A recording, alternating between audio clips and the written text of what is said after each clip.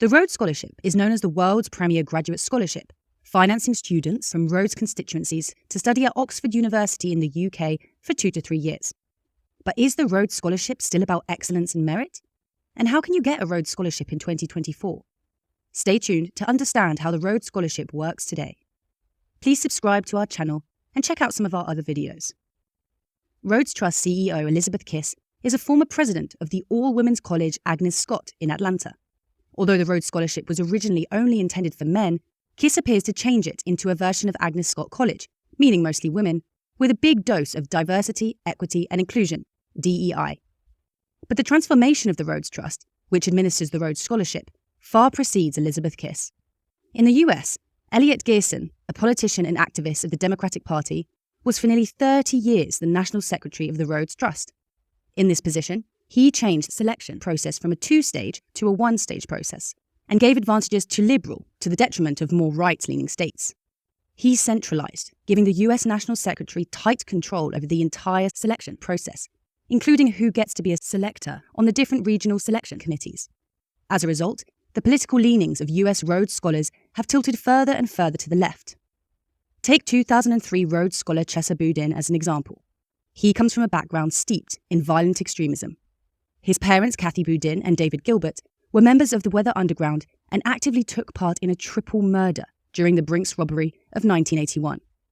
While his parents were in prison, their son Chesa was brought up by Bill Ayers, the communist leader of the Weather Underground, who later became an education professor at the University of Illinois, Chicago, engaged in social justice research. Chesa Boudin has called his parents' incarceration politically motivated and has expressed pride in their actions. In a number of ways, one of them being that my parents were incarcerated for a politically motivated offense.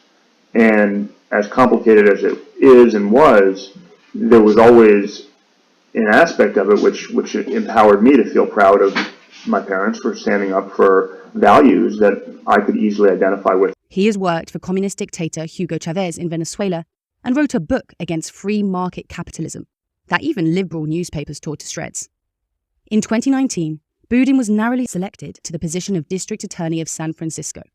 In this job, he subsequently performed so poorly, let crime get out of control, and law and order break down to such an extent that even in this most liberal of cities, he was recalled by voters. Today, Boudin is the director of the Criminal Law and Justice Center at the University of California, Berkeley, interviewing such people as Angela Davies, a Marxist demonstrating the complete decay of American higher education, to which the Rhodes Scholarship is a contributor and of which it is also a victim. Other US Rhodes scholars on the left and far left spectrum of politics are MSNBC host Rachel Maddow, for 1 year, Senator Cory Booker, closest I'll probably ever have in my life to an I am Spartacus moment, and Biden Transport Secretary Pete Buttigieg. obviously reflects racism that went into those design choices. Then there are former Detroit Health Commissioner Abdul El Sayed and former Baltimore Health Commissioner Leanna Wen, who both gained some notoriety for spreading fear. Don't go out. This is not a snow day. Don't treat it like it's a... Other examples are New Jersey Congressman Andy Kim, New York Lieutenant Governor Antonio Delgado, Barack Obama, appointed ambassador to Botswana Michelle Gavin, former NAACP CEO Ben Jealous, and Cristina Rodriguez, who chaired the Supreme Court Commission established by President Joe Biden to look into expanding the Supreme Court of the US. There are many others. Although Republican Rhodes scholars do exist in the US, Larry Pressler, Bobby Jindal, and Eric Greitens are examples, they are very rare. We estimate a ratio of around 10 Democrat Rhodes scholars for every 1 Republican Rhodes scholar.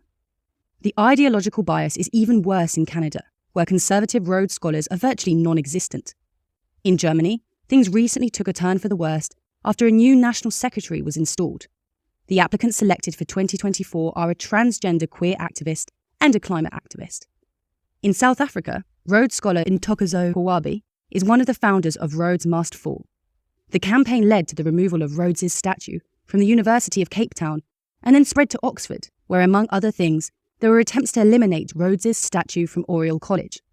The Rhodes Must Fall ideology, including so-called decolonisation, has since been taken up by the Rhodes Trust. Things have been better in Australia, with a little more emphasis on merit rather than identity and politics. As a result, 3 Australian Prime Ministers have been Rhodes Scholars. Labour's Bob Hawke, as well as Tony Abbott and Malcolm Turnbull of the conservative-leaning Liberal Party. As the far left has embraced diversity, equity and inclusion, so have the Rhodes Trust and the Rhodes Scholarship. With effective one-party rule, virtually all trustees lean left or even hard left. All checks and balances have been removed, and so the institution gets ever more radical. The Rhodes Trust today openly disavows its founder. At a recent event, his portrait was put behind a coffee table in the basement. The original place for his portrait was at a focal point in Milner Hall, the Great Hall of Rhodes House in Oxford. Today, Milner Hall only houses portraits of such people as Joe Biden's domestic policy advisor Susan Rice and Canadian Vice Premier to Justin Trudeau, Chrystia Freeland. The Dean of Scholarships has openly posted statements like this, telling white men to shut up. In a letter, the new US National Secretary Ramona Doyle, Elliot Gersison's successor, all but admits that the selection process is used for reparative social justice, not to choose the best people based on merit. Rhodes House has for about 100 years successfully operated with as few as 5 staff members. The head of the Rhodes Trust, called the Warden, was typically paid about as much as an Oxford professor, and many were highly distinguished. This pattern was broken with Charles Conn and later Elizabeth Kiss. Rhodes House now has over 100 staff members, while the number of Rhodes Scholars has only risen slightly. In fact, there are now more Rhodes House staff members than Rhodes Scholars elected each year.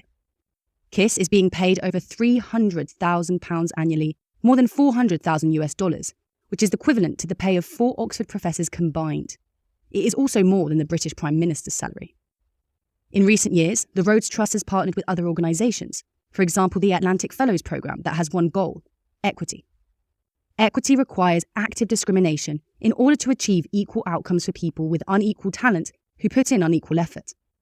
It's the antithesis of a merit-based system that is a pillar of an enlightened society found in most of the Western democracies. While Rhodes House and the Rhodes Trust claim that these partnerships benefit the Rhodes Scholarship, the meagre growth of the number of scholars says otherwise. Also, the administrative costs imposed on the scholarship due to wasteful initiatives and spending are so high, about 40% of the cost of a scholarship, that the Trust recently reduced the stipend each Rhodes Scholar gets, with inflation in the UK at 10% at that time. As for recent selected scholars, there are individual exceptions, but general trends are quite clear. Their biographies are virtually devoid of terms such as free speech, free assembly, and free market. The right to self-defense is never mentioned. Social justice, equity, inclusion, diversity, censorship, and climate change, on the other hand, are very common.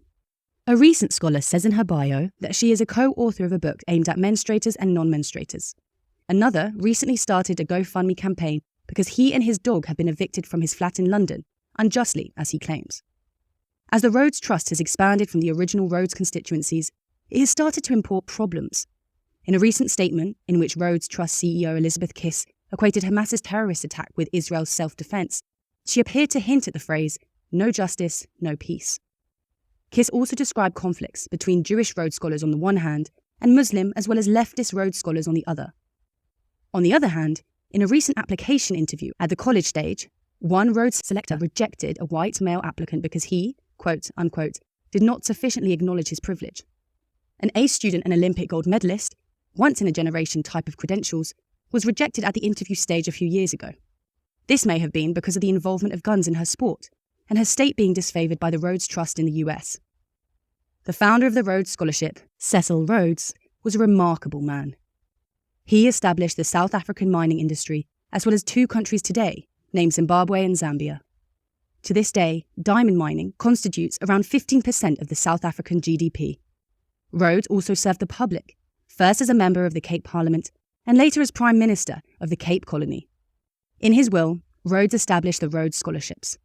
Wisely, the criteria he stipulated were fairly objective, for example, academic excellence and success in sports, leaving less room for interpretation by selectors with an agenda. By the way, check out some of the videos on our channel for more information on Cecil Rhodes in South Africa. Please subscribe to our channel. Naturally, the criteria have been changed. Today, grade inflation in colleges plays a role here as well. Rhodes Scholars selected mostly on soft and malleable characteristics, such as, quote, unquote, their energy to use their talents to the full, or their interest in fellow beings. Unfortunately, many of the people selected based on such criteria seem to hate the institution that benefits them. Even a name change of the Rhodes Scholarship appears to be discussed by some of these Rhodes Scholars and even by some of the trustees of the Rhodes Trust. Cecil Rhodes also stipulated that applicants should not be disadvantaged or advantaged based on race and religious opinion, which not only forbids negative discrimination, but also positive discrimination that is often called affirmative action. Rhodes presumably understood that with limited resources and places available, negative and positive discrimination are two sides of the same coin. Yet today, selection based on race and gender seems to trump everything else. The world's fight, a formulation that Cecil Rhodes used, is first and foremost about the freedom of the individual from government tyranny. It is about basic fairness and advancement based on merit. It requires strong leaders willing to stand up against the ever-pervasive fear-mongering and division that is used by authoritarians to increase their power. Yet, the Rhodes Scholarship today appears to be about training Rhodes Scholars in narcissism and for conflict with their fellow citizens. So, can you get a Rhodes Scholarship in 2024? It has at this stage become common knowledge that it is very difficult to get a Rhodes Scholarship in the US if you have certain gender and racial characteristics. As an outspoken gun rights advocate, you have no chance. If you advocate for low tax or free speech, you will probably not get selected, regardless of how brilliant you may be. Even 20 years ago, things were already so bad that one applicant who was active in campus politics, which should be an advantage in an application essay, did not mention this in his application because he was a Republican, and it was commonly known even then that this is a disadvantage. So, our best advice right now is to focus on other things than activism. Science and engineering students do occasionally get selected for their work in those disciplines. We are sorry we don't have better advice to give. To learn more or support our work, go to www.rhodesscholarship.org.